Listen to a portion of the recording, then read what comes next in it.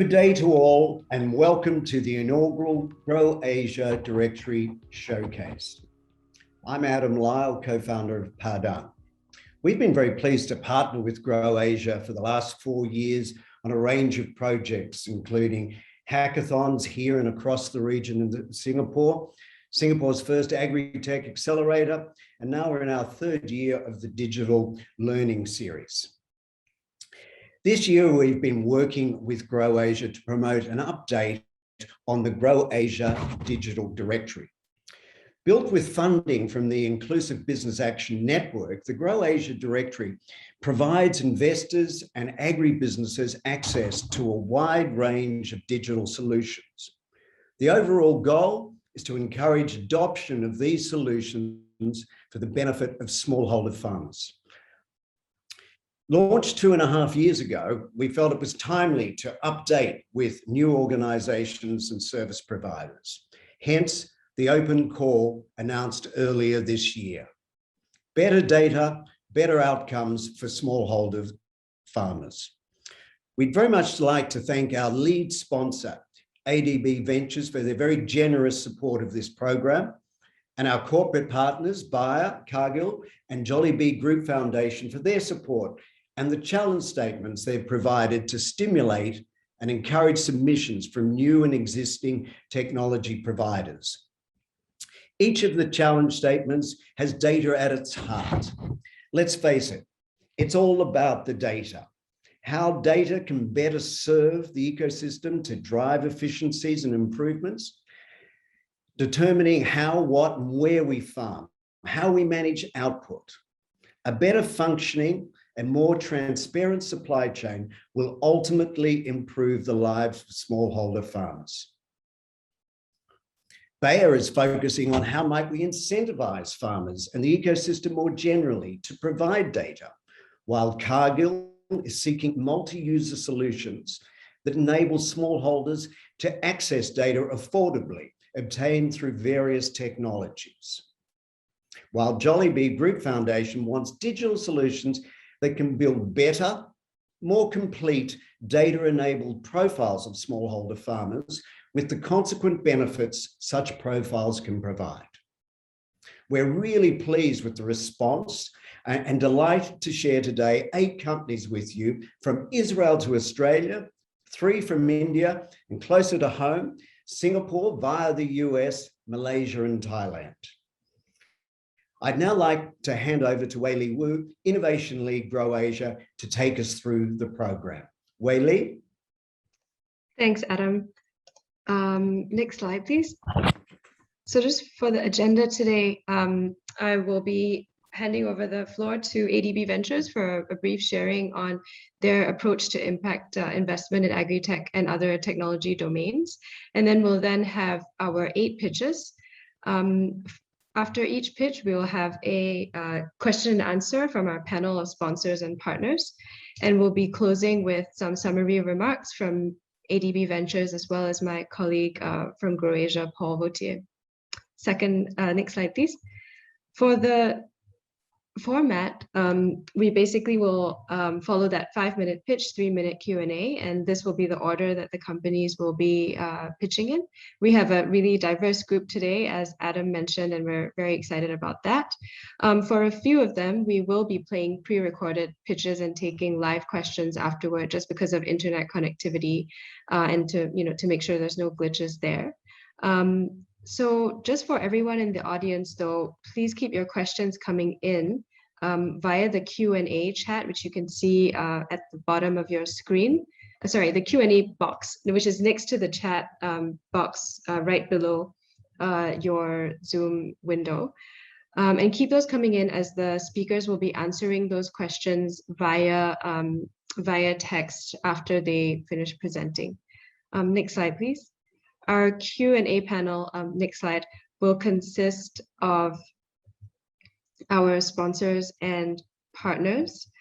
So we'll have Michael Schlosky, who's Head of Digital Business Development APAC at Bayer Crop Science, Jonathan Chan, Digital Advisor at Cargill Digital Labs, and Joanna Lao, Senior Program Manager at Jollibee Group Foundation, as well as Keen Ng an investment specialist at ADB Ventures. Next slide, please. So just a tiny admin reminder again, on posing the questions, you have the Q&A box at the bottom of your screen. Please keep any questions in there, as it's easier for our speakers and panelists to respond that way. And you can put anything else you'd like to in the chat, any introductions or other comments. If you have a specific speaker that you're addressing the question to, please go ahead and state their name, as that makes it easier. And if you have any technical issues with the Zoom platform during the session, please just drop my colleague Eunice an email at eunice@padang.co. We will be recording the webinar and posting segments of this recording on our website afterwards as well. Next slide, please. And without further ado, let me hand over the floor to Keen. He's an investment specialist at ADB Ventures. He has a background in M&A, private equity, and social entrepreneurship, and he's been with ADB Ventures since 2019. Over to you, Keen. Thanks, Whaley. And yeah, great to meet everyone, and thanks a lot again for the invitation to attend this event on behalf of ADB Ventures. Yeah, so just very quickly about ADB Ventures, we are basically the VC arm of the bank, Asian Development Bank, focusing on investing in early stage tech companies, targeting big development problems in emerging Asia and the Pacific. And we invest for commercial returns in tech businesses. Our fund one, which was closed last year, focuses on 4 main sectors, which are climate tech, sustainable agriculture, which is kind of the sector that we're focusing on today. Others include inclusive fintech and health technology solutions, with 2 kind of climate impact in mind, which is climate change and gender, being social and economic empowerment. We very much believe that tech will significantly disrupt these sectors that I mentioned earlier in the next decade, and produce category leaders that can scale up to at least 100 million top lines in the next 5 to 7 years.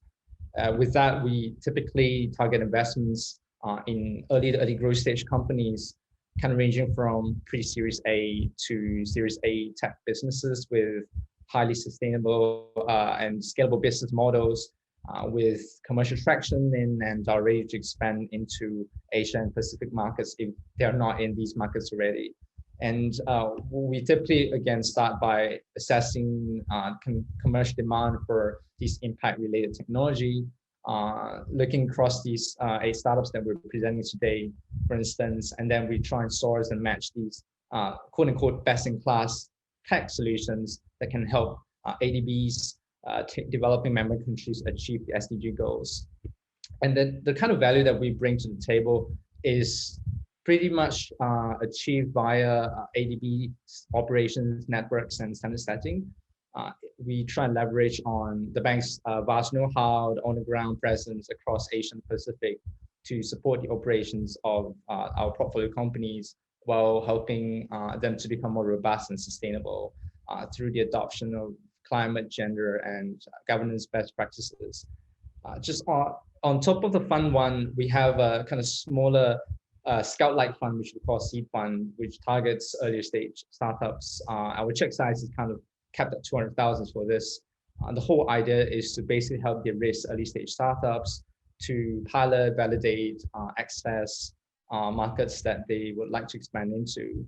And I think last but not least, ADB Ventures Labs is kind of a program that we also do to, again, de-risk market entry and accelerate market access by matching technologies with large customers, corporations, and governments. And we try and leverage on these partners and clients of the broader bank. And this program with Grow Asia is an example of the kind of labs that we're also doing with specific focus on sustainable agriculture. But looking at, for instance, the 2020 labs, we obviously have a bit of experience doing these labs in other areas such as travel tech, clean tech, clean energy, water lab, and COVID-19 lab. So yeah, that's pretty much it about ADB Ventures. Quickly return the floor back to Whaley. Thank you. Thanks, Keen. the background and the overview of your work. I think across the verticals you're looking at, seed funding isn't necessarily easy to come by. So it's really good to hear that your development mandate takes that into consideration. Next slide, please. So without further ado, also, I'd just like to hand over the floor to our first startup. We have Nessie Benishti from SailLog, an existing directory listee that has also participated in GrowAsia's Digital ASEAN Accelerator program back in 2019. We're very excited to have you back, and over to you. Thank you for the opportunity to present my company. My name is Nessie, and I'm the founder and CEO of SailLog, a Tel Aviv-based startup company. I did my PhD in physics in Oxford University, and right after that, I started to work on computer vision projects, mainly in the medical field. 4 years ago, I started SailLog, in which we apply computer vision technology in order to solve problems that are related to plant protection. So what is the need? 40% of the yield is being lost due to diseases, pests, and nutritional deficiencies.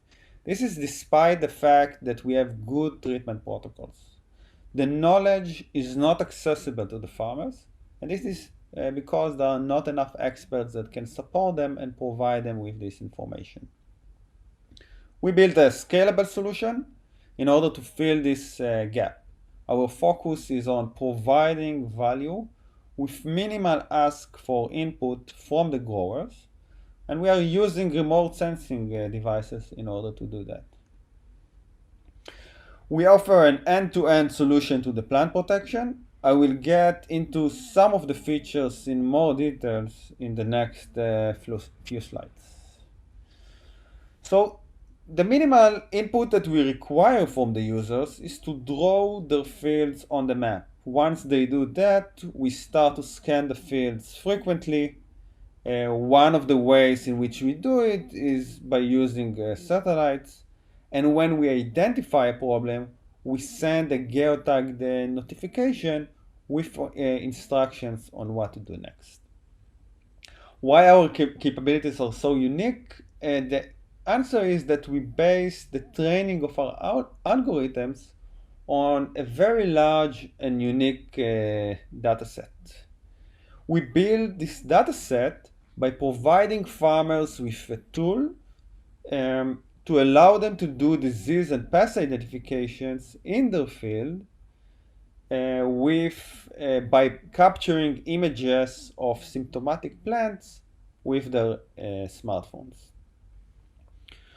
We offer an artificial intelligence-based diagnosis tool to provide instant diagnosis and recommendation. With this offering, we were able to reach more than 500,000 growers all over the world, and we analyzed more than 3 million images by now. We trained our remote sensing algorithms on millions of images to provide early warnings. And when the farmers are going to inspect the suspected spots in the field, they use the app in order to upload images and receive solutions. We don't just use this data in order to train our algorithms, we also have a good understanding of the spread of diseases and pests. We combine it with weather forecasts and weather models that we build in-house in order to alert farmers when problems are expected. So we send notifications with preventative measure recommendations to farmers in high-risk zones. For example, in 2018, we were the first to identify the invasion of the fall armyworm to India after a farmer in the south of the country uploaded this image in which the AI identified it's the fall armyworm. And once we verified it, we alerted tens of thousands of farmers and provided them with all the necessary information on prevention. Agrio is not just a tool for the individual grower. We also serve organizations like farming cooperatives, agricultural input suppliers, and food producers. We help them to manage an area-wide integrated pest management programs. by providing their supervisors with a tool to monitor the risk zones, to monitor the inspection work, and to see all the activities in their regions. In Southeast Asia, for example, we are working with the largest organization of sugarcane growers. The solution does not require any hardware installation. It's truly plug and play. So organizations with thousands of members can be onboarded in less than a week if we include the training that we are providing. And that's it. Thank you for the attention, and I will be happy to take questions if you have them. Thanks, Nessie. Let me give the floor to Michael first from Bayer for the first question. Thank you very much, Nessie. That's a very impressive presentation and very interesting for us, of course, as Bayer, since you're addressing the agronomic problems of smallholder farmers. What I would like to better understand is that there are a lot of apps and platforms out there for smallholder farmers. So what makes Silog different? Like, how are you differentiating from the pack? So the unique positioning of the company is the ability to collect so many images and to use those images in order to train remote sensing devices. We are not familiar with a similar approach. So we think that we are pioneering this in this regard. Okay, thank you. And then maybe I'll give the floor to Jonathan, and then I'll take another question if we have time, which we might. Hey, Nessie. So it's really great solution. One question I have is really around your business model itself, right? And it's how do you charge a subscription fee for the farmers, and what is the kind of like expected kind of return that a farmer potentially can get out of using the Silog solution itself? Yeah, so it's a freemium model. Farmers can download the app, they can use it. If we are talking about individual users, we are serving growers and also inspectors. I mean, agronomists that are providing advice to farmers. They can manage a large number of fields with our solution.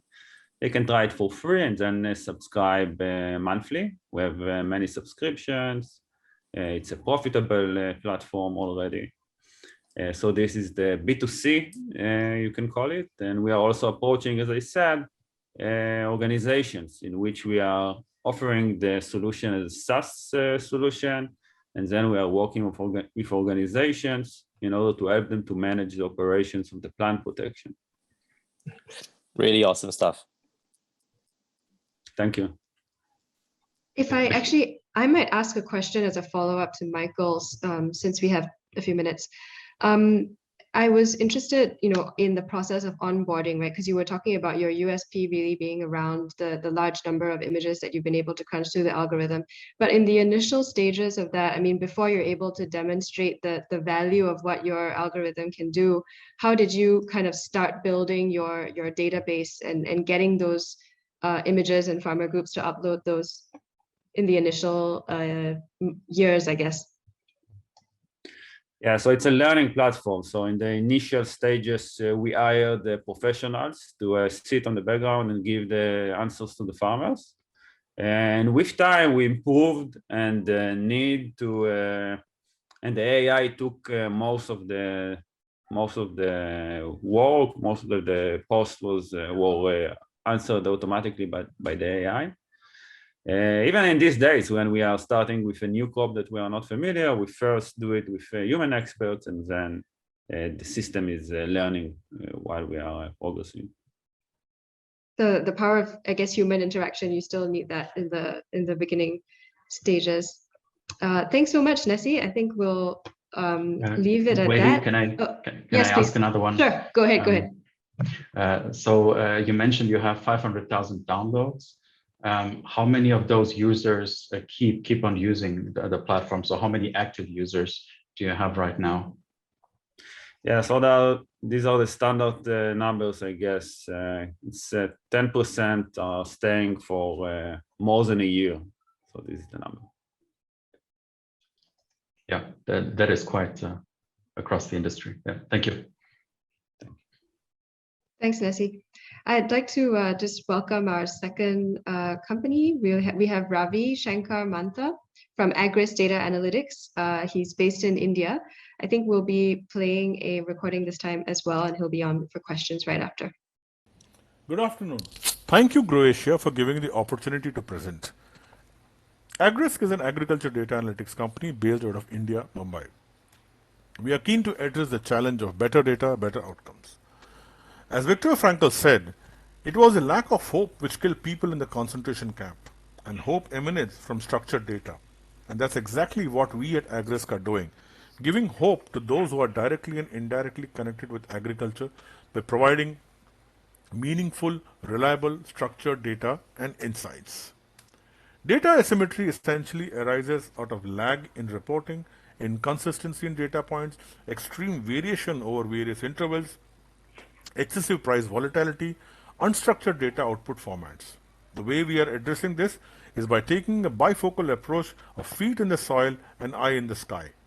We adopted the sampling techniques as one component and remote sensing as the other. For our sampling, we adopted the panel framework, which ensures consistency in response over time.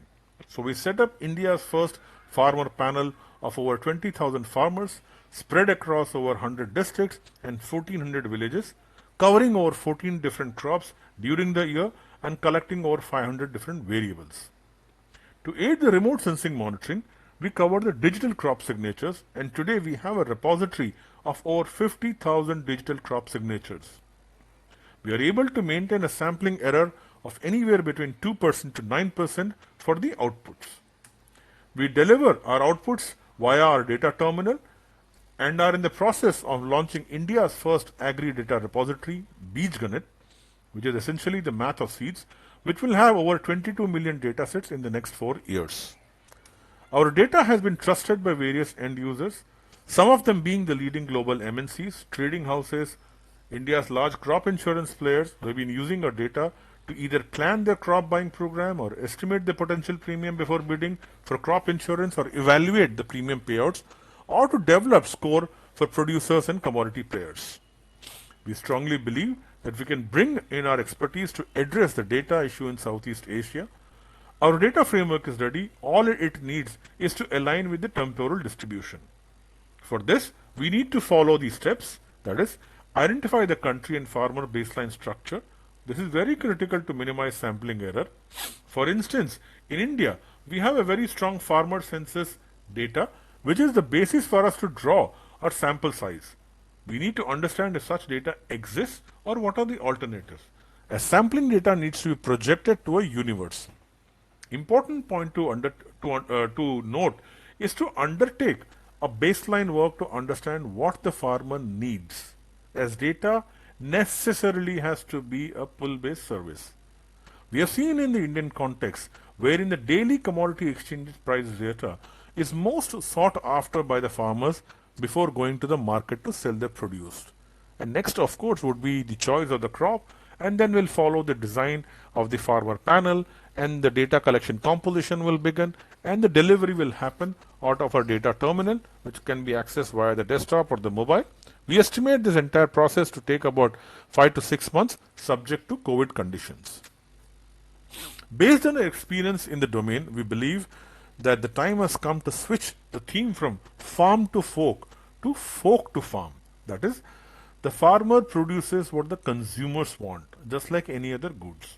The data variables like crop supply and demand will be of great help for him to decide which crop to produce. Variables like global crop development will further aid him in negotiating better to whomsoever he wishes to sell.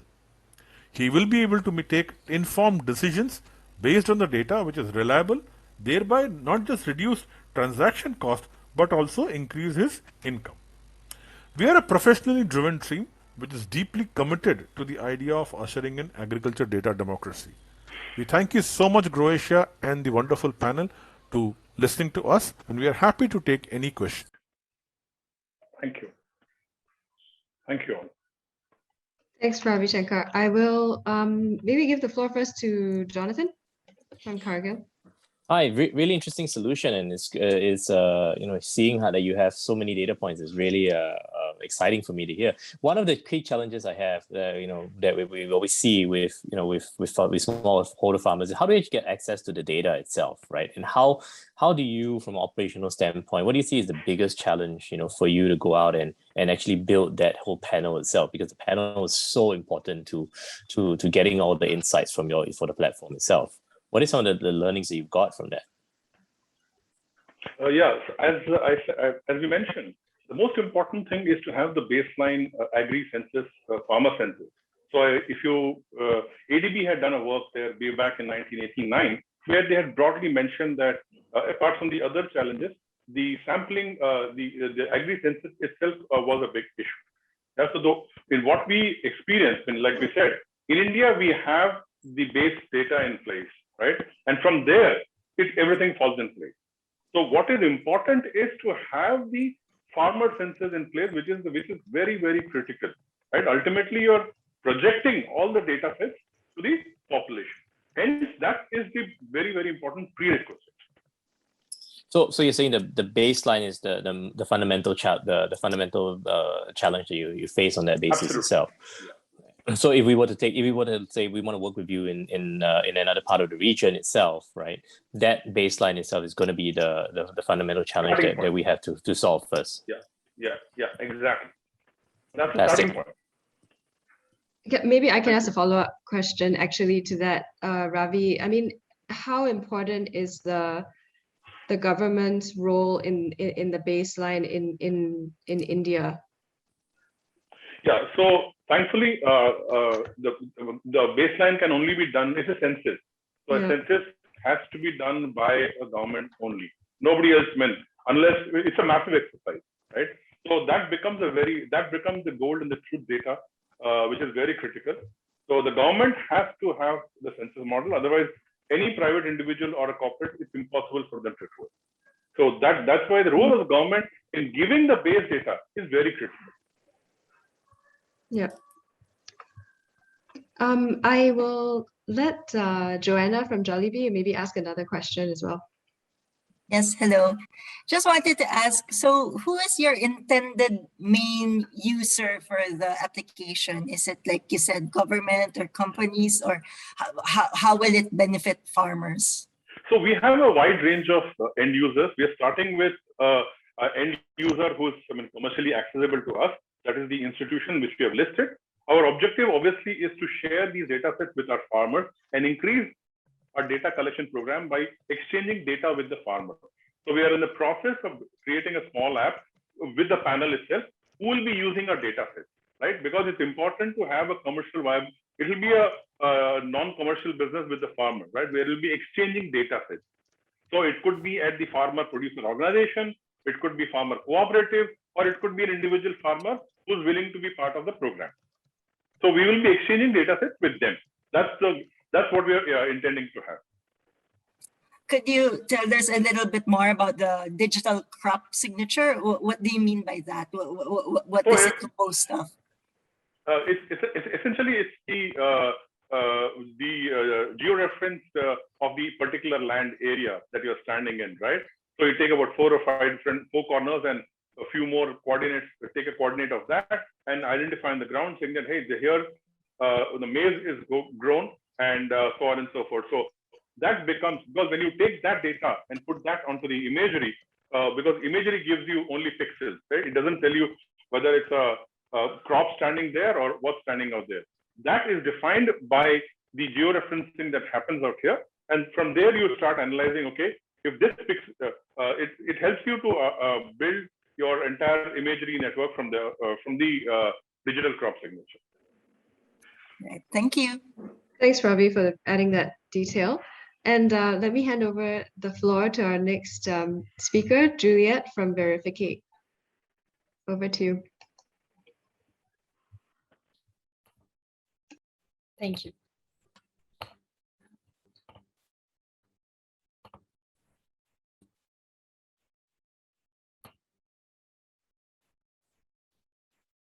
Hi, everyone. Thank you for being here today. My name is Juliet. I'm country manager and data scientist at Verificate. And today I'm going to tell you about us and introduce our story. So it all starts on our plates. It's the realization that you can be sitting in a restaurant in Europe, eating rice that was produced in Asia, and having no idea whether it contains chemicals harmful for your health, or whether basic human rights were respected for the workers involved in the production. Why is it so hard to access this information? Because we live in a globalized world with increased supply chain complexity. In Asia, the bulk of the production comes from a huge number of smallholder farmers. Now, how do we collect enough information from all these farms? And how do we ensure that the information travels from the bottom to the top of the supply chain? How do we increase transparency and traceability within the supply chain while improving farmers' lives? These are the questions we wish to answer with Verificate. So who is the family behind Verificate? We're a core team of 6 permanent employees. We also work with a team of trusted external consultants to support additional work on the technology tool, also to work with us on the field. Emmanuel, our founder, is a law and compliance expert. Jan, our co-founder, is an agronomy engineer. He's also an expert in big database management. Myself, I'm also an agronomy engineer, and I hold a PhD in data modeling applied to fisheries. Then we have Namfon, who brings her expertise in economics and in farmers' engagement. Kime is our accountant. She also conducts farmers' training. Jeremy handles the product development part, and she helps me in the data analysis. Now, what is our solution? We have developed a web and a mobile application. We collect data from various stakeholders of the supply chain, and we verify alignment with standards or sometimes with our own set of metrics. After that, we provide trainings, we provide feedback, and we keep monitoring improvement.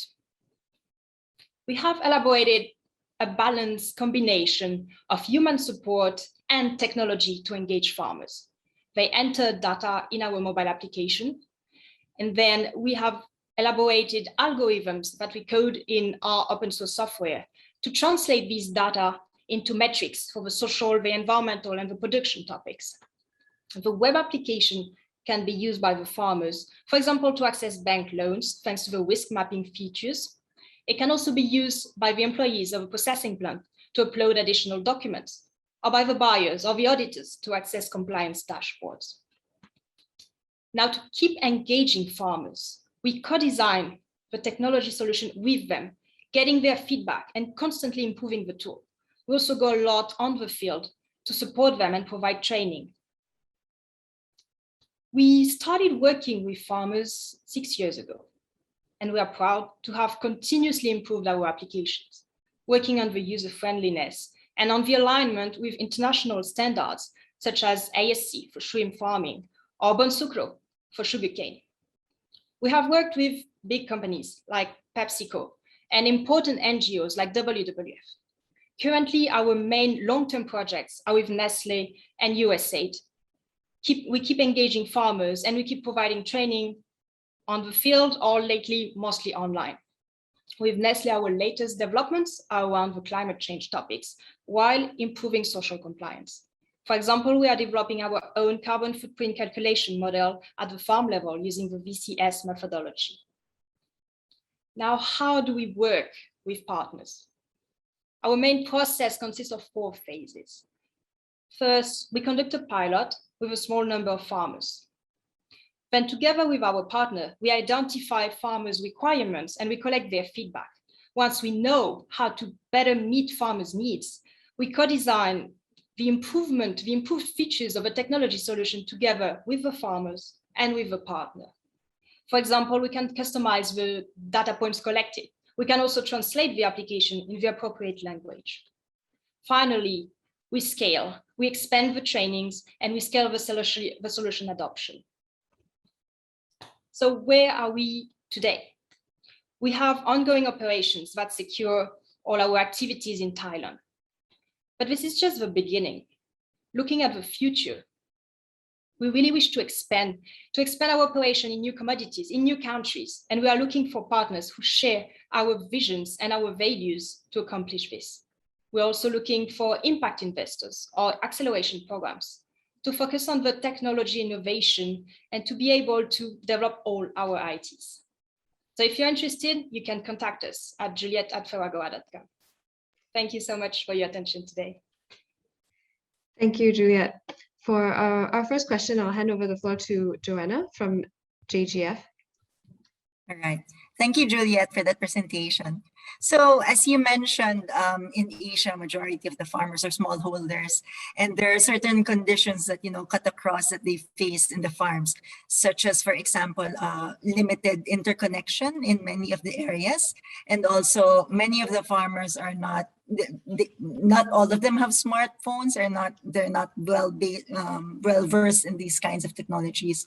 So how does your solution adapt to that kind of condition for smallholders in Asia? So we don't have a standardized solution. For each project that we work in, we totally customize how we approach farmers. For example, when we worked in Vietnam in shrimp farming, we worked with a cooperative, and the people we trained were not specifically the farmers, but the cooperative owners, who then were the one collecting the data and entering the data in the application. In Thailand, sometimes what we actually have to do is hire a consultant to go on the ground.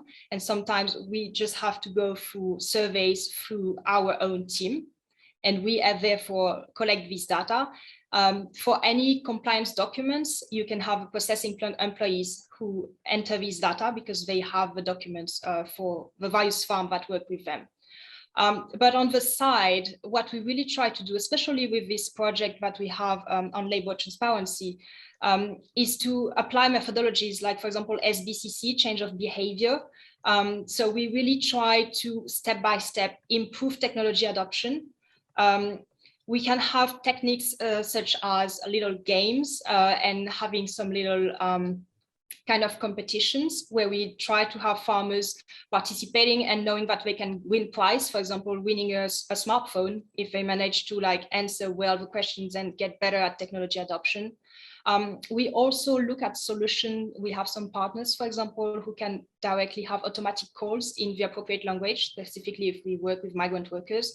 And then the worker can directly type his answer 1, 2, 3, 4 on his phone, even if it's not a smartphone. So I can't give a standardized answer, but all I can say is that we are not only a technology company, we are a consultancy company, and we always customize everything to achieve the objectives. I see. Thank you. Thanks, Juliet. Let me hand over the floor next to Jonathan from Cargill.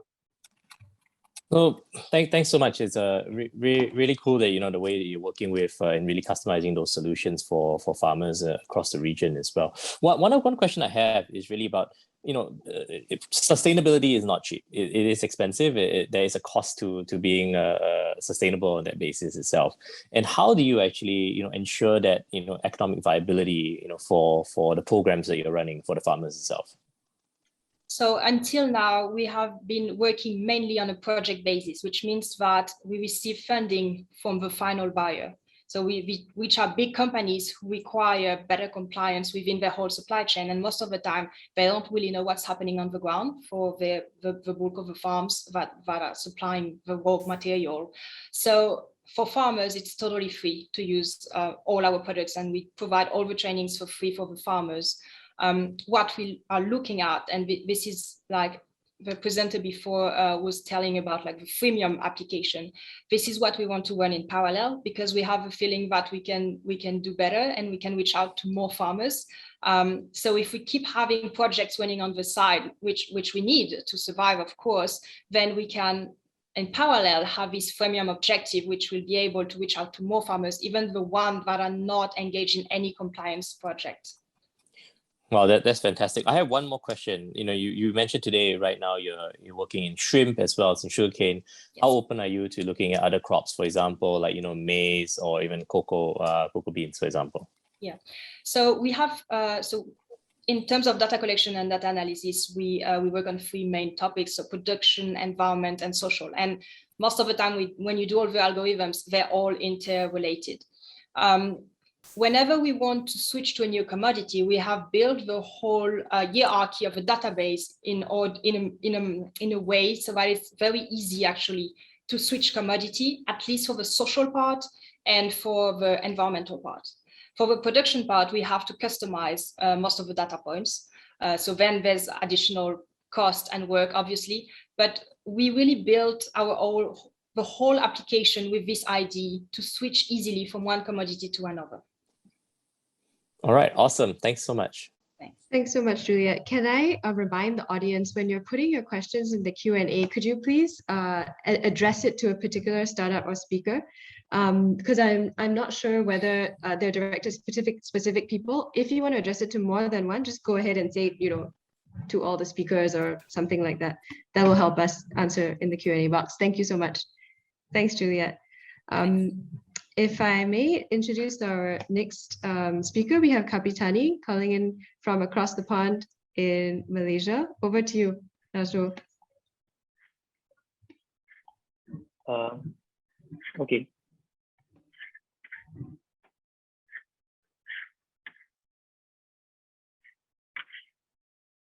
You guys can see the screen, right? Yes, we can. Okay. Hi. Thanks for the opportunity to grow Asia. My name is Nazrul from Kapitani. Kapitani help smallholder farmers to manage their farm financial record so that they become profitable and investable. From the engagement that we had, the absence of a structured bookkeeping data has impacted the farmers so much. Without the critical data, they will not be able to make a data-driven decision.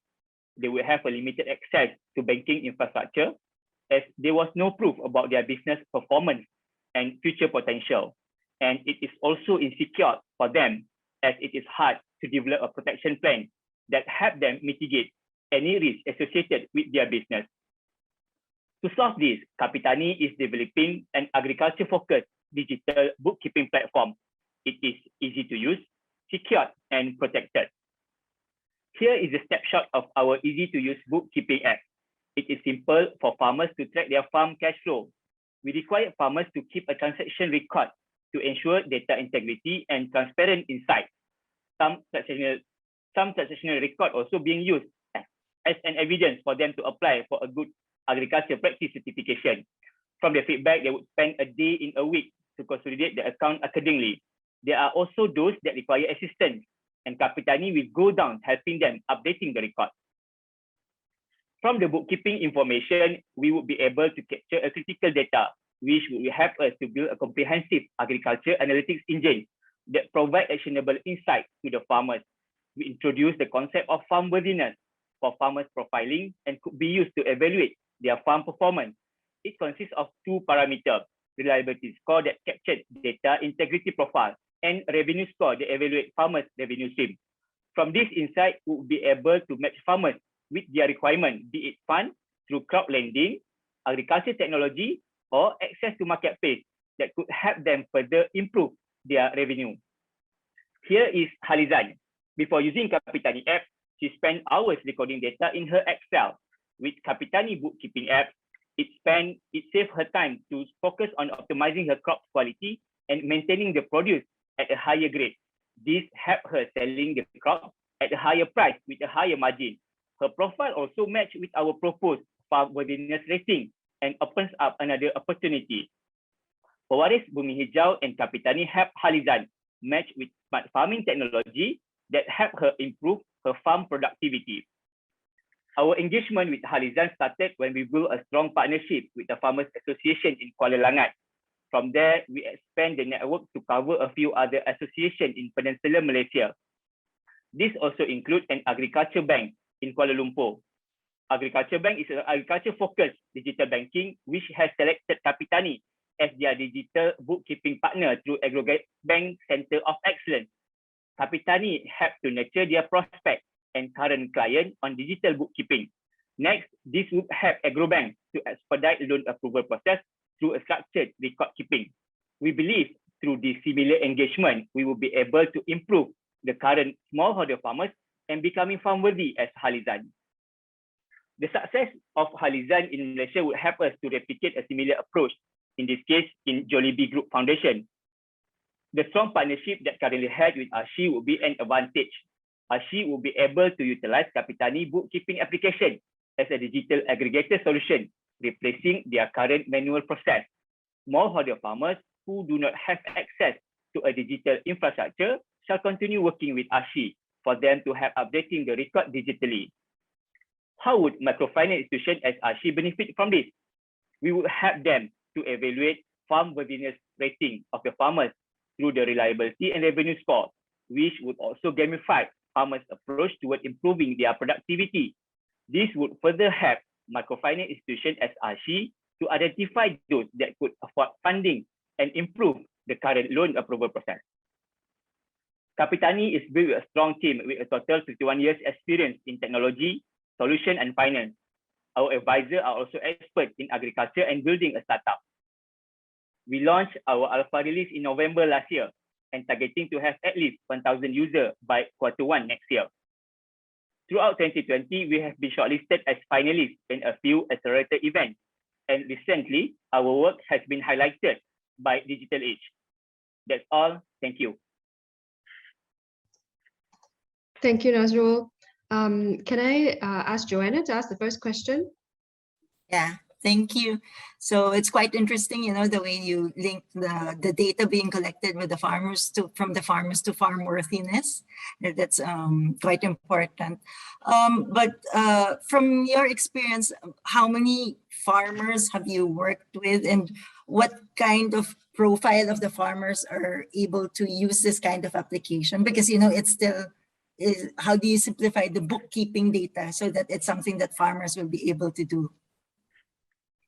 Basically, the current profile that we had, we are working with 3 main farming associations in Malaysia currently. We can reach around 1,000 farmers, but throughout this MCO, we managed to get at least 100 farmers on board with us. These 3 groups mainly focusing on the chili fertigation and also rock melon, and some are also focusing on ginger. So this farmer, as what you said, is a very tough domain actually for us. We could say like the top 10% is there. They're willing to key in all the data and do bookkeeping by themselves. But the 80 to 90% of them is where we're helping them to key in all the data. And this Farmers Association is actually under the National Cooperative in Malaysia. So on the downstream, they already address all the market needs, and we are helping them on the upstream for the data, inventory, and the record keeping. Okay, and is there a way for you to validate, because if the data is inputted by the farmers themselves, is there a way for you to validate the accuracy of that data? So that's where we required them to key in all the invoice recorded in the app. So this is where we do a validation. So there are 2 purposes for this data storage. Actually, the first one is for us to do a validation. Secondly, is for us to do all the machine learning to help farmers build our agriculture analytics engine later. All right, thank you. Maybe I'll ask Keen from ADB Ventures to ask the next question. Thanks, Wendy, and thanks Nazrul for a very interesting presentation.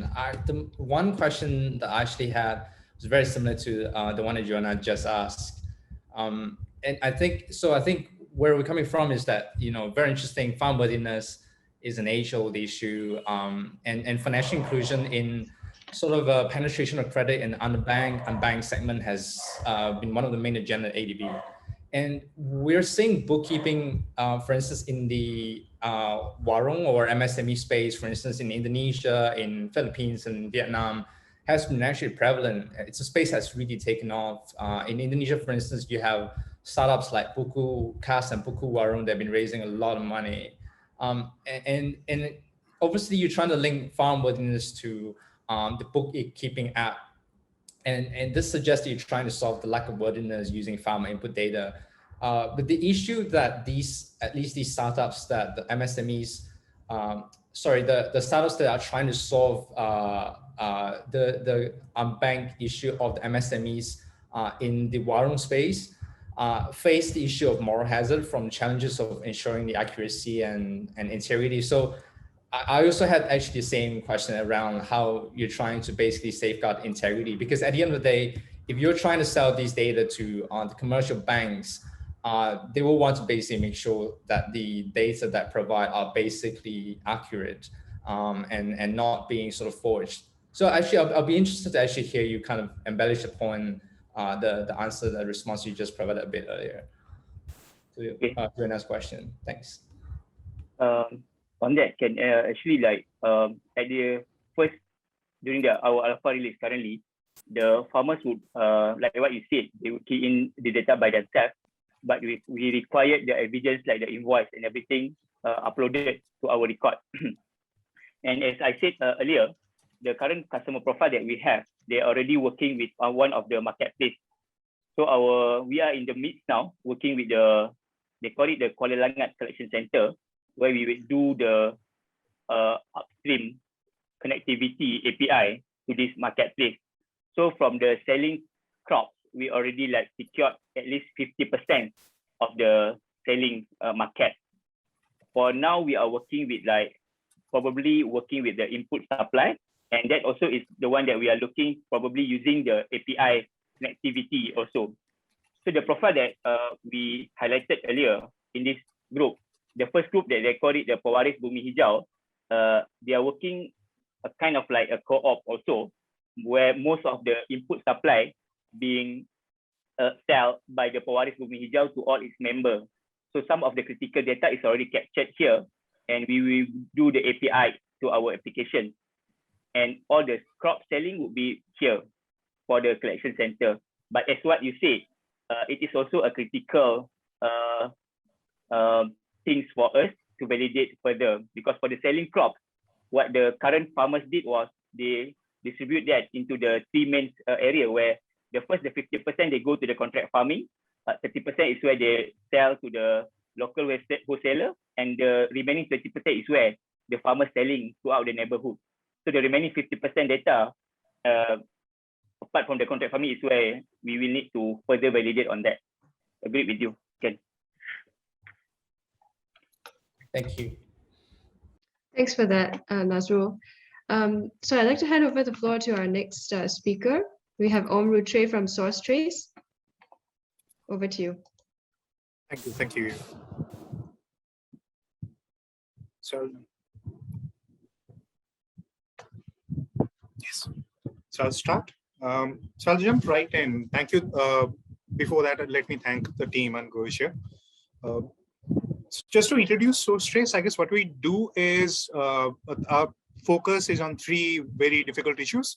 One is sustainability, which is what we do for producers, traceability for the produce, and equity when we say, how do we make small farmers a more equitable stakeholder in global food value chain? So that's where we enable and bring identity to small farmers. What I mean by the one platform approach is for most of our customers, their business doesn't stop by definitions of food tech or agri-tech. And that's where technology was kind of being bucketed. So what we have done is our solution is not a bucketed solution, whether you are working in agriculture or retail, or if you have your own brands, your own warehouses, ours is a solution which kind of caters to the whole value chain and all your requirements. How it does that is, we have touch points across the value chain. So whether it's farmers or farm or, produce, if you have send your produce to a lab for reports, if you have warehouses which are being monitored by smart sensors, if you have IoT devices on your farm, what we do is we kind of bring all your data on a single platform, and we give you the insights without having to deal with multiple interfaces or having to, the pain point of having to train your staff in multiple interfaces and, your technology not having a effective handshake with each other. How we have done it we started way back in 2013. In the meantime, we have digitized more than 1.5 million farmers. And we understand that, okay, when you work with small farmers, there are a lot of moving parts. Depending on, for example, we work with a small cooperative which has 200 farmers to, governments and large corporates which have projects dealing with more than 200,000 farmers. And we understand no matter what the scale, there are always a lot of moving parts. And if you have to make the project a success, you have to have your skin in the game, and you also have to understand how a small farmer operates and how he reacts to technology. And I guess our USP comes from knowing that across projects, across geographies, how do you engage small farmers and how a project is designed to be successful? For example, I mean, right from working with different people on ground, be it extension workers, be it lead farmers, or no matter what kind of a technology footprint you have right now, no matter how many ERPs you are working with, if you're working with multiple payment partners or multiple banks, and again, how short and long your value chain is. Are you working just on agriculture? Are you processing your own produce? Are you working with banks, retailers? So how you design your solution and what is the the partner that you need, you come to us with a problem, and we'll probably tell you a similar story that we have done for some other client. We have tens of case studies, but I guess the three that I think are most relevant in this context are the three projects that we did for one for Central Bank of Nigeria, which was a massive project which involved more than 200,000 farmers. Same one was for Zimbabwe Grain Marketing Board.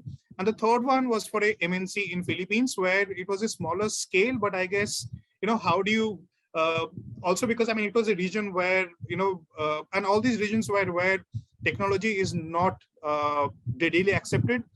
Internet connectivity is not a guaranteed asset. And also, I mean, the staff on ground, I mean, who do you work with? How do you gather data? How do you make sense of that data? So as you can see, we have done work from, generating ID cards to biometrics, to monitoring advisory, and also kind of integrating farmers into a global food supply chain, which was what the coconut project was in Philippines. So all these have very different use cases, but I guess the goal was the same. I mean, bringing farmers onto a digital platform. What separates SourceTrace from the competition is, I guess, apart from the attitude and approach to projects, is the platform. It can be married with absolutely any other technology, software or hardware, so long as they have APIs. We already have the platform available in more than 15 languages. Any new language takes less than 2 weeks. The usability, we don't have exactly a fancy looking software, but we have a software which has been tested across the global south. So yeah, I think that does my 5 minutes. Thank you so much. Thank you. I'll hand over the floor to Michael from Bayer for the first question. Yeah, thank you very much for your presentation. I especially liked the point you made about incentives, right? Because that's really driving farmer behavior. Can you share a little bit more details or data on, especially that incentive on realizing higher prices for farmers? Like, what was the success using SourceTrace so far in getting higher prices? I guess we have a few projects where clients have shared how much income they pass down to the farmers. Another one instance being Chetna Organic, which is a organic cotton exporter from India.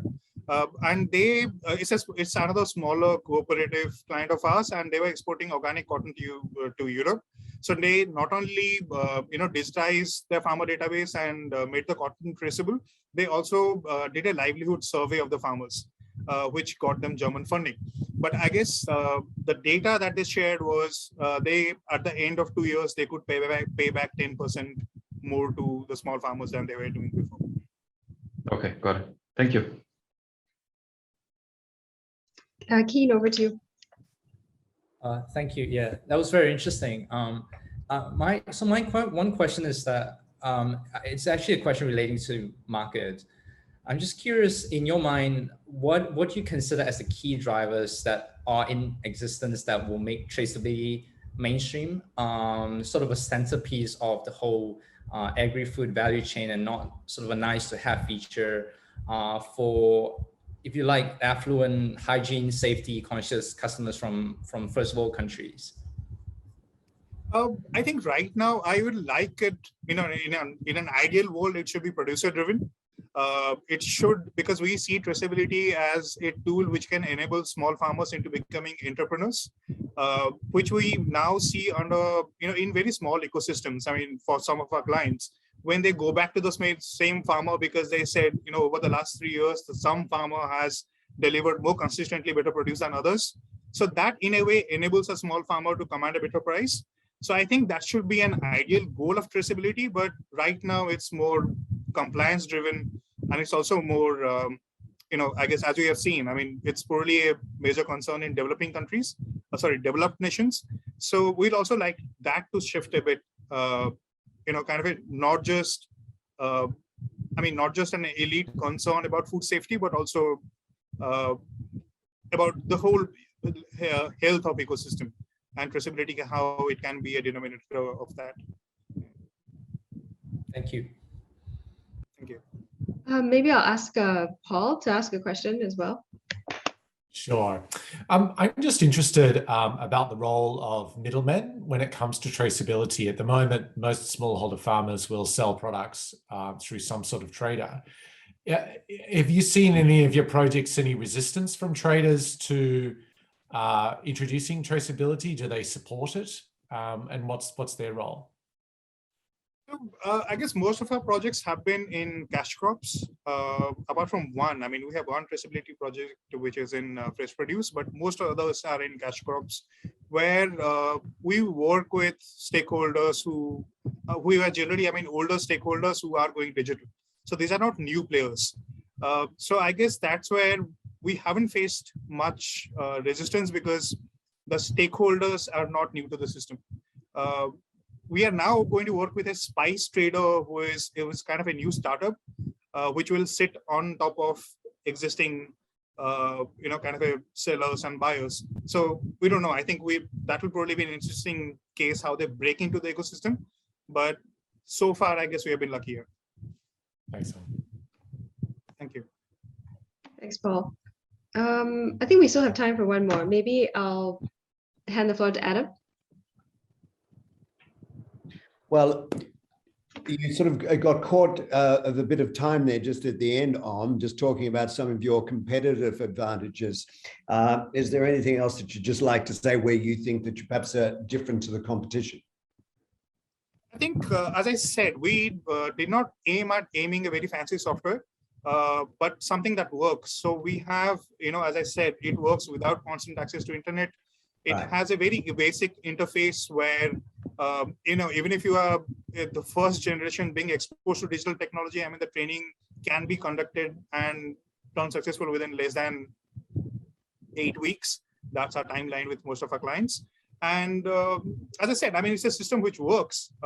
It may not look impressive, but it works. Yeah. Well, yes, not having to have the constant connection. I think that's obviously a really key one. Different parts of the world more so, and obviously your experience in the African continent is giving you a lot of great experience there. Okay, thank you very much. Thanks, Tom. Let me hand the floor to our next startup, Ornavera. David is unable to join us today, so we're going to hear the pre-recorded pitch. And any questions that are in the Q&A, please feel free to put them in there, and we'll send them to him by email.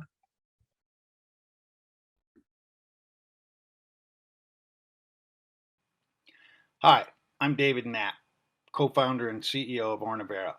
Today, I'm here to accept the challenge from Cargill as regards smallholder growers. Ornavera was founded in 2018 with smallholder growers in mind. We were working with a large grower here in Asia who wanted to give insights to their smallholder farmers through technology, but we quickly realized that in order to do so, we'd have to first mount large-scale projects to learn about the crops and the places where those crops are grown in Southeast Asia.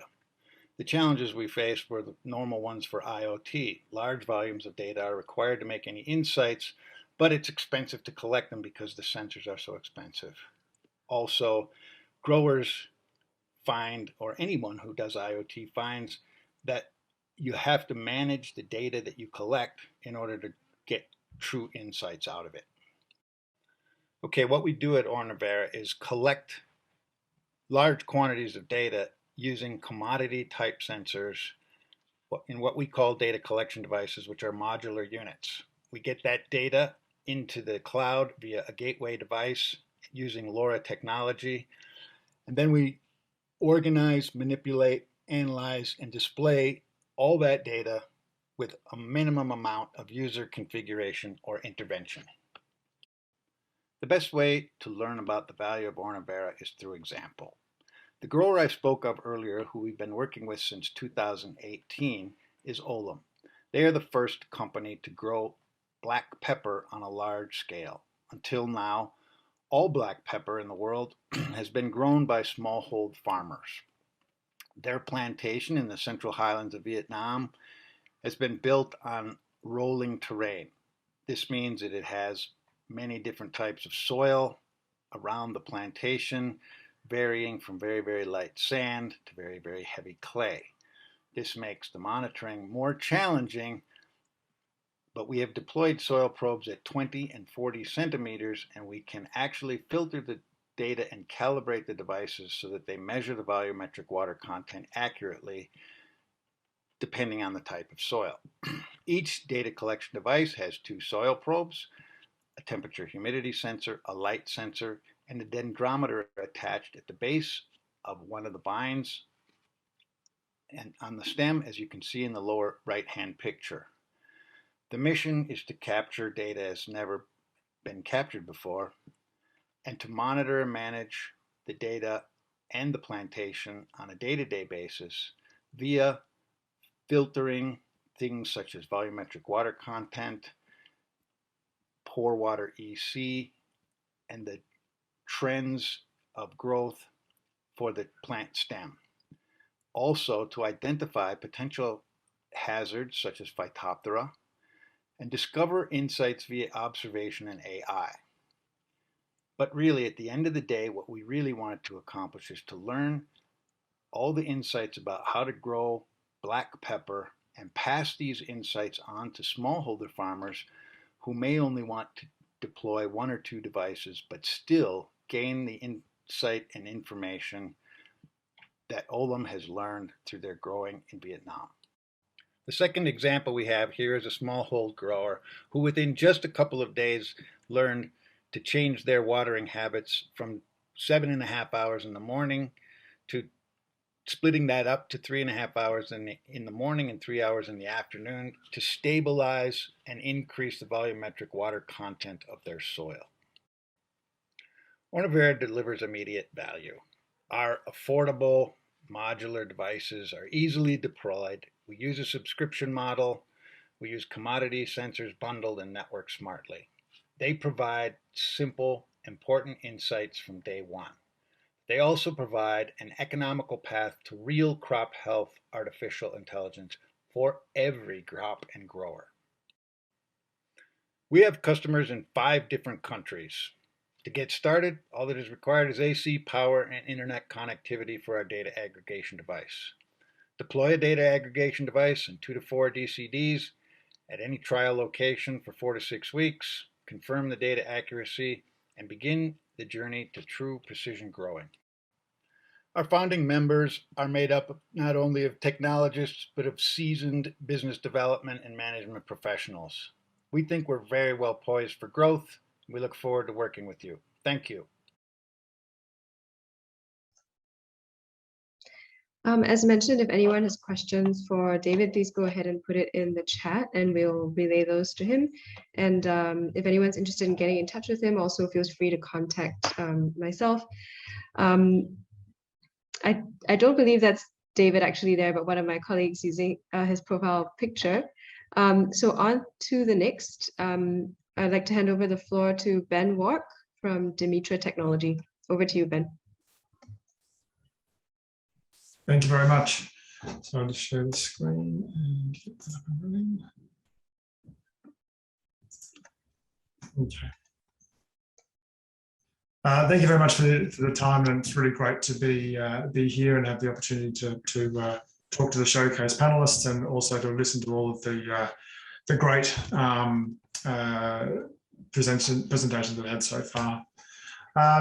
Firstly, I'd just like to relay the mission statement from our CEO. Every small farmer holder, regardless of economic standing, should benefit from simple, beautiful, and useful technology, because when farmers thrive, entire economies thrive. And that was one of the driving forces for my joining Dimitra, the realization that agriculture can really fuel a full economy, and obviously in developing nations, we know that we need to make that work.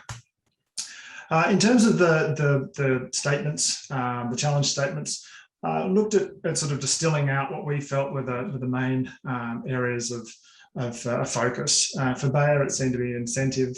For Cargill, it was access to information, and for Jollibee, it was accuracy of data. And as Adam said at his outset, it is all about the data and how we get that into the system and how we get it accessed by the right people. So Dimitra is an all-in-one platform empowering smallholder farmers around the world. And we are basically driven by the idea that data-driven farming can increase yield, reduce costs, and mitigate risks. And with that, we're looking at providing a very collaborative platform. We are an ecosystem, and therefore we want to have as many players as possible. We believe that collaboration will win overall. Empowering the farmers and keeping the technology simple, like SourceTrace talked about, it's about making sure that it's easy to use, so that actually the outputs of what we're presenting or providing to farmers can increase those yields, can help mitigate risks, and create a great ecosystem. Our sister company is actually an education provider, and so education is one of the large parts of our offering as well, and we have an academy that allows us to be able to get that through to our users. In terms of the solution, there's a lot there, and we have a huge amount of components, the connected farmer, the financing components, the analytics that are the auto collections, and then the availability and ability to be able to see that on an overall basis. I've put the names of some of the companies here today just to show you where we feel you could be involved with our solution. Some of the contracts and agreements that we've won recently is in Bangladesh and India, with some of these projects that, as you can see here for the soil assessment, it's a large project, and these are going to be run over many, many years, with the expectation of on the ground and in the sky technologies, utilising boots on the ground to collect information to verify what we're seeing from the sky. But our solution is going to be providing in-hand resources for those farmers to be able to realise the benefits of what they need to do to increase the yields from their properties. We're a global team. We have a large amount of business development. We believe in driving development into the countries and getting people on the ground, having the conversations, engaging with large agricultural organisations as well as governments. We currently have 60 partners around the world, and we're more than happy to go to our website and have a look at the country partner list. So what's our differentiation? What we see is the utilisation of a point system that's actually built on a utility token. So full disclosure, we are in the midst of raising funds through an IEO. But what we see is as the basis of that is about creating an environment and an ability to be able to have those points, creating an ecosystem and a payment method for purchasing inputs, purchasing consultancy services, and other actionable data from data collection. The idea that we want to build this ecosystem with other partners and to allow that to grow over time and to be able to create real value for our partners as well as obviously the farmers. So back to the challenge statements, we see that we can help Bayer with incentives to engage the community, Cargill access to information, and Jollibee for the accuracy of data to allow for their programs to work more effectively. Thank you very much. Thank you, Ben. Let me hand over the floor to Michael first. Yeah, thank you very much, Ben. That was a great overview. I would be interested in to what extent are you relying on physical touch points for onboarding, for data entry, for implementing the recommendations that you make? So what like for which key activities do you believe you need physical touch points versus like what can be done with the platform itself? So when you're saying physical, you mean as in a farmer inputting into a device or having to be on the ground? Assisting farmers to, install the app, enter inputting into the device, things like that. Yeah. Yeah, I mean, we do believe, and that's why we work with sort of associations and NGOs and groups that have the boots on the ground. We're not putting people on the ground, but we're looking to work with groups that have those bodies on the ground, and the incentives will be there to put that data in and to make sure that it's realised for the benefits. So if we look at something like that soil remediation project. Yes, there will be thousands of people who are going out to help collect the data samples, but they'll also be helping the farmers to generate the data within their systems as well.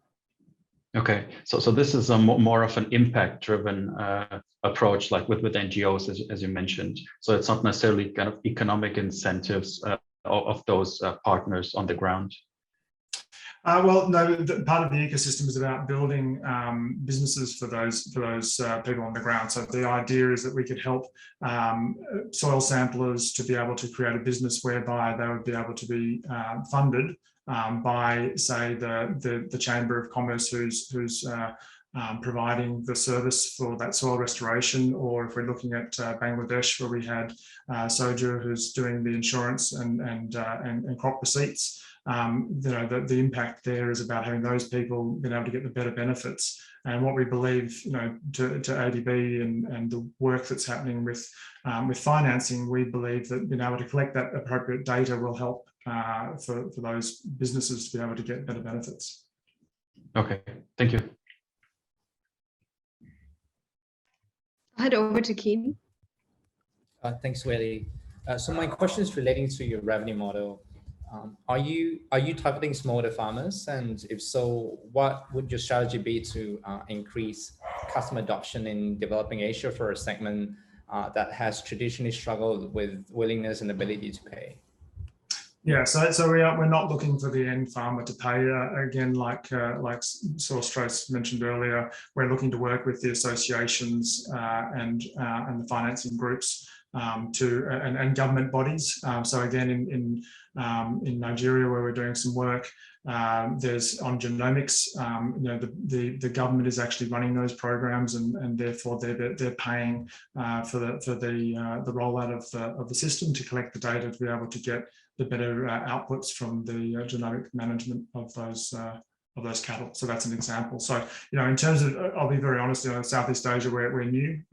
We're only just implementing now. And so, we know the challenges of getting into the Southeast Asia countries is going to be there, but we're looking to work on high-level groups to be able to help us to activate that. Thank you. But just, I guess, as a additional question to the earlier one, take the Nigerian project as an example. What kind of value proposition are you creating to these enterprises or government entities that you're working with, who's funding the project? What kind of value in terms of, in terms of overall sort of commercial growth for these enterprises you work with, or just, trying to understand? Yeah, so I mean, we're demonstrating the ability to be able to increase that yield, reduce the risks from disease. And so, if we look at that cattle program, obviously, if it goes unchecked without the genomics being appropriately managed, then there could be loss of livestock and therefore loss of productivity and lower returns. So they're taking into account that they need to help the overall group of farmers to be able to have a healthier and stronger and better producing group of stock. And so we're all heard, and therefore we're providing that. So that's the output, and that's the metrics that we've got as success. Cool, thank you, Ben. I think we have time for one more question. So maybe Paul, if you'd like to pose one. I saw you come online earlier. Yeah, sure. I've just got a question about the accuracy of self-reported data from farmers. I know it was asked of an earlier solution, but how do you sort of triangulate or check self-reported data? Yeah, so I guess, Paul, it depends on the data point that it is. I mean, we look at some of the modelling around, say, financing and being given finance to plant a crop or to do some forestry work or to run a spray program. We would use satellite imagery to be able to verify and cross-verify, as well as requesting pictures to be sent, that are time-stamped and geo-stamped to be able to triangulate that. Thanks, Ben. Thanks, Ben. And last but definitely not least, let me hand over the stage to Arjun Datta from Cropin. Go ahead, Arjun. Hi, thank you. Thank you, Adam, Croatia team, and the entire panelists. I hope my screen is visible. 1 second, sorry. Yeah.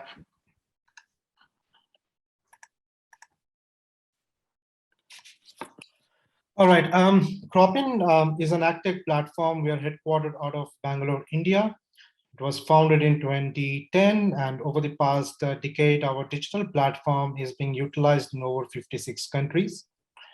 We have been able to impact close to 7 million farmers so far, working with 225 plus businesses, and we intend to impact close to 20 million farmers in the next 3 years. Our mission is to make each and every farm traceable, thus maximizing per acre value for all the stakeholders in the ecosystem. We are backed by very strong investors such as CBC Temasek, CDC UK, Bill and Melinda Gates Strategic Fund, among others.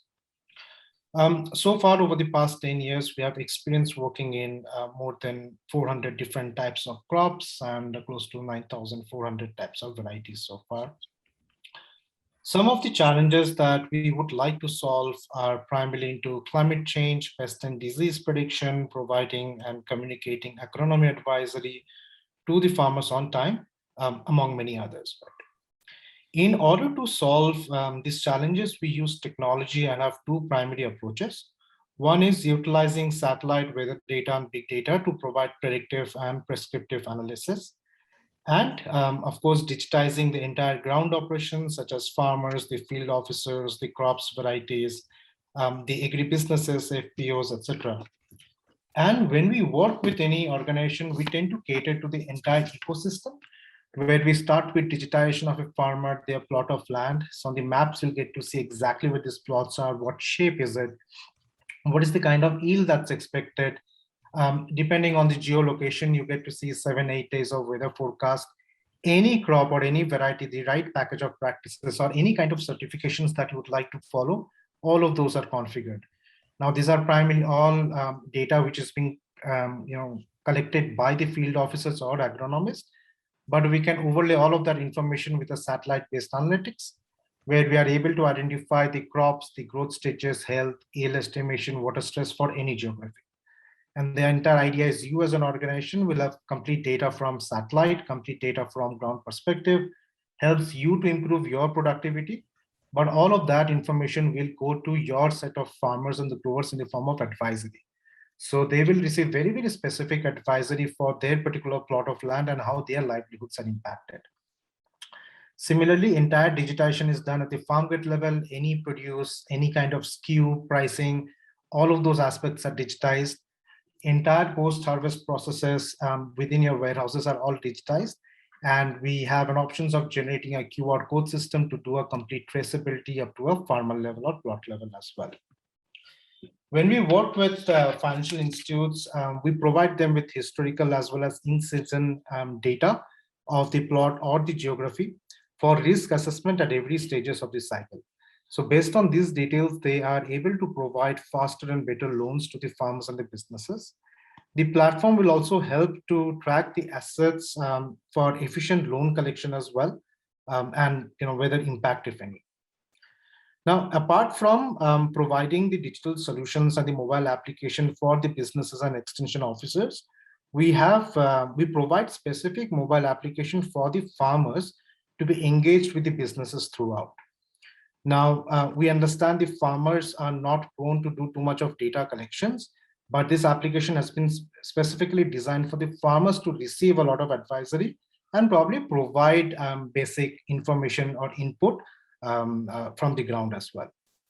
Now, even if the farmers have smartphones or do not have smartphones, we have an options of having two-way SMS system for better engagement as well. Our objective for a pilot is to, of course, provide data-driven decision making and improve efficiency for the business, and empowering the farmers with the right tool and improve their livelihood as well. Our approach would always be to have a consultative approach to understand the business challenges and their success criteria, and eventually implement and calibrate our solutions of the model for the maximum impact. Over the past decade and our business model, and we have learned this quickly, our business model has entirely been B2B. So we do a lot of work with various input players, agri-businesses, governments, development agencies, financial institutes, basically anyone who has anything to do with agriculture. They kind of utilize the Cropin digital platform to sort multiple use cases that they might have.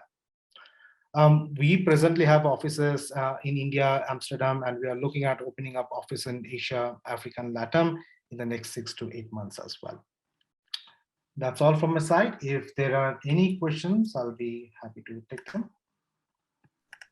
Thanks, Arjun. I'll hand over the floor to Joanna first from Jollibee. All right. Hi, thanks, Arjun.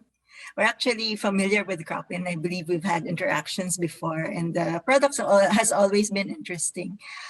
You mentioned something new earlier in your presentation, which is the SMS option for farmers who don't have access to smartphones. Can you tell us more about that and what kind of data you collect from farmers in that method, in that way? So even if they have smartphone or they don't have smartphone, it's not necessarily that they will input any kind of data. The SMS feature has primarily been provided so that you get some kind of response from the farmers, right? So for example, when there is a proper scheduling plan, and let's say an input or a fertilizer needs to be done this week, you need to understand from the farmers whether he has done that or not. And the SMS, he will have an SMS to, let's say, press 1 or press 2 to acknowledge the fact that, you know, he has done it at least. Because you can't be having field officers all the time. Yes. All the farmers, yeah. I see. Thank you. So, and I believe this was also mentioned in one of the previous pitches. The product is good, the services are great, but the challenge when working with smallholders is the affordability and accessibility of such services for smallholders. So is there anything updated in your business model that would make it more affordable to farmers who they don't even have smartphones, so subscribing to such service? So our entire business model or our technology and platform has specifically been designed for the business, yeah, not for the farmers as an end customer. So for example, I would provide the platform to Jollibee, for an example, and you have an option of extending that technology to your set of farmers or the doers, right? So they are in line with the business and what you would want them to do, rather than Cropin going and selling to the farmers directly. So we are not B2C at all. Thank you. And I'll hand over the floor to Michael next for another question. Thank you. And we know Cropin as well, so you certainly made a name for yourself in the industry. Yeah, I would be interested in advisory as well. What do you think were your key success factors to have farmers trust your alerts and recommendations and have them follow your advice? Sure. I'll just clarify. Now, when we say that we provide this platform to, for example, someone like Bayer, and our platform is very, very modular in nature, right? So what kind of crops, varieties, protocols, or advisory that needs to go in are all done by the Bayer. So in order for the farmers to trust an application on the technology, the advisories are not coming from Cropin directly as well. No one would believe Cropin for that. They would trust Bayer. So all the advisories are coming from your side, your agronomist actually. Okay, got it. So you don't do the analytics and these things. We do. We will be providing the advisory. We would provide the analytics. We would say that, you know, this part of the land is low on health, on high on health, or there is a probability of disease attacking that specific area in the next 1 week, 10 days. But what do you do with that information is entirely with the clients or someone like Okay. Okay, got it. And if I may ask a follow-up question to Michael's, and that's obvious to the farmer because of how the platform is designed, as in that the advisory information is coming from Bayer, for example, or another company? Yeah, for example, if I tell the farmer that, look, there's gonna be rainfall in the next 3 days, or there might be a probability of disease attacking the next 1 week, the farmer would say, so what do I do? And that's where the advisory from someone like a Jollibee or the Bayer goes in, right? If it's gonna be heavy rainfall the next 3 days, cover your field or do whatever required. So that's what's important for the growers and farmers. Thanks. Let me hand over the floor to Jonathan for a question as well. Hey, thanks so much. I think Cropin's a really interesting platform, and seeing how you've grown. I think that's pretty amazing on that front itself. One question I have is around the financial services element of it, right? It's how do you actually, what is the kind of data points that you're providing to? Can you go a bit more detail into that in terms of what you're providing to the banks and insurance companies for them to do credit assessment, for example? So, for example, when we work with the banks in India, life becomes a little more simpler because the land records are digitized. They don't need to personally go and geotag an area audit in particular plot. All they need to do is on the platform, enter the land numbers. And we provide past 3 years of historical data, that what were the kind of crops that was growing, what were the health condition, what was the yield that has happened, and so on. This gives a very, very good analysis, whether he's a good farmer or not so good farmer, and how much amount of loan should be processed for him, right? Now, once the loan is processed, this is where the banks also save a lot of money, is monitoring of that assets. So for example, they have taken a loan for a high value crop, but he has quickly changed his crop to, for example, rice, right? So we immediately send an alert to the financial institute that, look, he has taken a loan for sugarcane, but it's rice right now. What is the health of that particular crop, and what is the expected yield, or what is the disease that's going to attack that specific area? This actually gives them good indication of what the risk appetite for the financial institute. We also provide them update on the expected harvest timeline, which helps the financial institutes to go and collect money. Because we all know if they are late to collect money, they'll spend it somewhere else. So they save a lot of money on that. And of course, for the insurance, they have obviously multiple indexes. If they require historical weather-related information or flood analysis to be done, or understand a particular zone is within forest zone or not, land use, land classification, etc. All those are some of the use cases for the insurance segment. Okay, fantastic. And typically, what kind of a length of historical data do you actually use for some of your banking clients on this basis itself? It's usually 3 years. 3, okay, fantastic. Thank you. Thanks, Arjun. So that brings us to the end of our pitching session for the day. I'd just like to hand the floor over to Keen to just give a few observations and some closing remarks. Yeah, thanks, Wei-Li. It's actually a tall task. I think some of the panelists here from Bayer, Jollibee, probably much better qualified than I am in summing up the sessions. I think there's a lot of good takeaway. Definitely, I think it's been exciting seeing a lot of enterprising startups trying to digitize an erstwhile traditional industry that's been actually prone for disruption for a long time. And some of the solutions that I've heard today are the first time, or some of them are solutions that I've actually heard before. But the feeling has been, I think, pretty consistent across the board in that they're very innovative. A lot of them are trying to circumvent pressing issues that hamper customer adoption, like low financial and technological literacy, which has been, I think, the heart of the issue facing the agricultural sector. And not to mention the fact that startup founders need to have deep appreciation of what the industry needs is essentially not something that is available off the shelf. A lot of them needs customization or retrofitting. So I think from our standpoint, there's definitely a lot of food for thought, while others tend to also validate some of the theses that we have developed on the challenges that we face. And I try and summarize them to 4.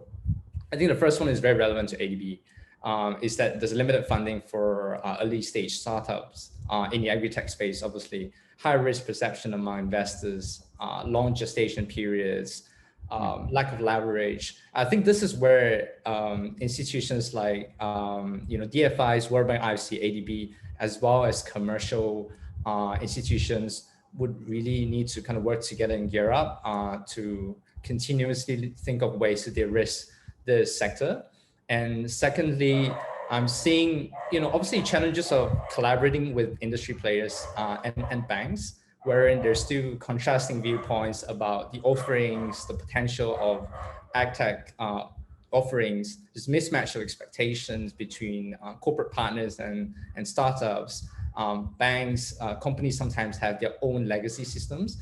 I think the advice is that startups would be best, putting themselves in the shoes of enterprises and then consider, the pain points, the business challenges from the perspective of the enterprises and banks and financial institutions, and then implement solutions that focus on solving them. Thirdly, obviously challenges at farm level that cannot be said, I think, often enough. I think most of the startups would have mentioned that there's high cost to acquire small and marginal farmers, which seems to be the kind of target segment that most of the startups are focusing.